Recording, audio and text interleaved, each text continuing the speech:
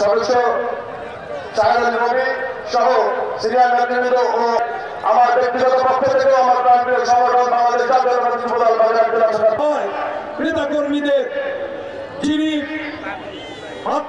ইউনিয়নের যুব দলের নেতা ছিল আমাদের হাসমত ভাই, গোটাপাড়া ইউনিয়নের নেতা ছিল মানুষের বন্ধু জেলা বিএনপির জনাব লিয়াকত সরদার, জননেতা জনাব লিয়াকত আলী মঞ্চে উপস্থিত আছেন আজকের এই সমৃদ্ধি সাবেক সাধারণ সম্পাদক মেধাবী সংগ্রামী সহযোগী বন্ধুরা আমার, আপনারা দেখেছেন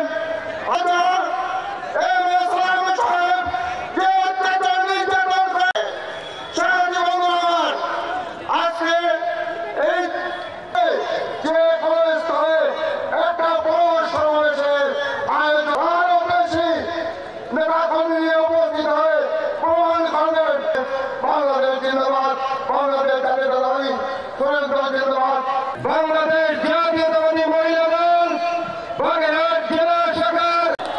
তাহলে ইনশাল্লাহ আমরা প্রাণ চেষ্টা করব। আবার করছি এই সমাবেশ শেষে প্রিয় নেতার বক্তৃতার শেষে একটা সাংস্কৃতিক অনুষ্ঠান হবে। আপনারা সবাই বাগেরহাটের আমরা এটা মানব না, কোন অবস্থাতে মানব না। আপনার সঙ্গে আসছে 5 তারিখের পরে যেগুলো আপনি দেশের উন্নতি করেছেন কার কারণে করেছেন? বিএনপির কারণে করেছেন। কারাগারে নিক্ষিপ্ত হয়েছে। আপনারা জানেন গত 5ই আগস্ট যখন এই দেশ নতুন করে স্বাধীন হয়, আমাদের চাই বাংলাদেশের স্বাধীনতার সার্বভৌমত্বের ক্ষেত্রে বাংলাদেশের সকল রাজনৈতিক দল সহ এই মামলা হামলায় আপনাদের পাশে থেকেছে সেই জননেতা এম.এস. সালাম ভাই আজ আপনাদের মাঝে উপস্থিত হয়েছেন। আমাদের এই বাংলায় আওয়ামী লীগ বিএনপির যে সমস্ত নেতা কর্মী এখানে যারা আপনারা বসে আছেন